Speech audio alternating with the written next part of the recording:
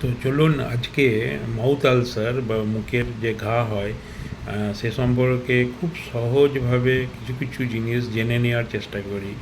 এই যে mouth ulcer বা মুখের ঘা, এটা অনেক সময় আমাদের হয়ে থাকে ঠোঁটে বা জিভের ওপরে বা চিকের নিচে বা মুখের ভিতরে হয়ে থাকে।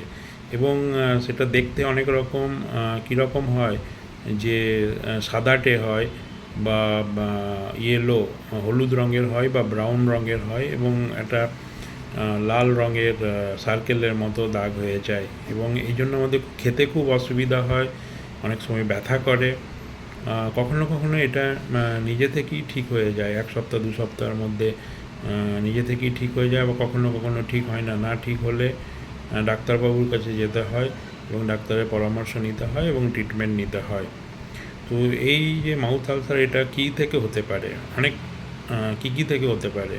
তো মাউথ আলসার বা এই যে মুখের ঘা, যেটা অনেকটা ফোস্কা পড়ার মতো, এটা অনেক সময় ইনফেকশন, ব্যাকটেরিয়াল ইনফেকশন বা ভাইরাল ইনফেকশন থেকেও হতে পারে, বা পেটের সমস্যা, যখন আমরা গ্যাস্ট্রিক কোনো সমস্যা থেকে ভুগি সেই থেকেও হতে পারে, অথবা অটোইমিউন ডিজিজ নামে একটা ডিসঅর্ডার, যেটা থেকেও হতে পারে, কিংবা আমরা হয়তো কখনো কামড়ে দিলাম ঠোঁটে বা জিভে খেতে গিয়ে, সেই থেকেও হতে পারে।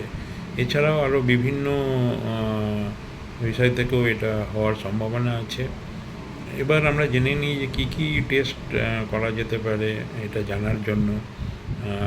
তাছাড়া তার আগে বলে নিই যে ইভেন যে গুটকা বা বা তামাকু জাতীয় জিনিস খেলেও, যেমন সিগারেট, বিড়ি, এসব থেকেও হতে পারে।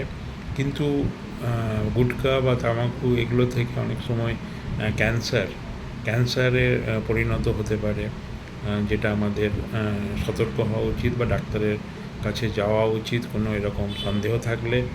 এবার কী কী টেস্ট ডাক্তারবাবুরা করেন জেনারেলি, একটা হচ্ছে যে রক্তের পরীক্ষা করেন, সিবিসি, এবং তাছাড়াও বায়োপসি করেন যদি ক্যান্সারের কোনো সম্ভাবনা থাকে বা সন্দেহ থাকে, বায়োপসি করেন।